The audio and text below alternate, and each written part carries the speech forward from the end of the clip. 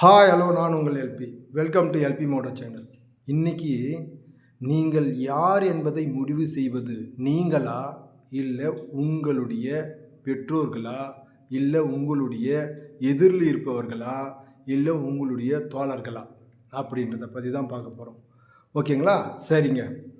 நீங்கள் யார், நீங்கள் எப்படி இருக்கணும், நீங்கள் என்ன படிக்கணும், நீங்கள் எப்படி வாழணுன்றது நீங்கள் முடிவு செய்ய வேண்டுமா, மற்றவர்கள் முடிவு செய்ய வேண்டுமா? அப்போ உடனே உங்களுக்கு ஒரு கேள்வி வரும். ஐயோ, அப்பா அம்மாவை தானே பார்த்து நல்லா நம்மளை படிக்க வைக்கிறாங்க, அவங்க தான் வந்து எல்லாமே செய்கிறாங்க அப்படின்னா, அது ஒரு அளவுக்கு உண்மைதான். நான் இல்லை என்று சொல்லவில்லை. ஆனால் நிறைய பிள்ளைகள் இது ஏன் வந்து ஃபெயிலர் ஆகிறாங்க தெரியுங்களா? பெற்றோர்களுடைய இலக்கை பிள்ளைகள் சுமப்பதனால். பெற்றோர்களுடைய இலக்கை பிள்ளைகள் சுமப்பதா கேட்பாங்க. நான் படிக்கல, என் பையனாவது அதை படிக்கணும்னு ஆசைப்படுவாங்க. அது எப்படிங்க? குறிக்கோளானது உங்களுடையது, ஆனால் அதை எடுத்து திணிக்கிறது பிள்ளைகளுக்கு. அவனுக்கு அது விருப்பமாக இருக்குதான்னு பார்த்தீங்கன்னா 100% மாணவர்களுக்கு, பிள்ளைகளுக்கு அது இல்லவே இல்லை. நீங்கள் போய் யாருன்னா கேட்டுக்குங்க, நீங்கள் என்னப்பா இந்த வேலையை பிடிச்சி செய்கிறீங்களா அப்படின்னு கேட்டிங்கன்னா, கண்டிப்பாக இல்லை, எங்கள் அப்பா வந்து ஆகணும்னு நினச்சாராம், அதனால் இந்த படிப்பை படிக்க வச்சாங்க. எங்கள் பெரியப்பா வந்து ஆகலையாம், அதனால் அவர் காசு போட்டு படிக்க வச்சாராம். என்னுடைய அம்மாவுக்கு ரொம்ப நாளாக ஆசை, அதனால் இதை நான் படித்தேன் அப்படின்னு தான் சொல்லுவாங்க.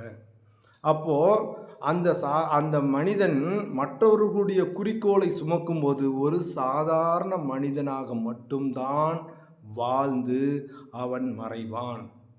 ஒரு சரித்திர மனிதனாக மறைய மாட்டான். ஏன்னா அது அவனுடைய குறிக்கோள் இல்லை.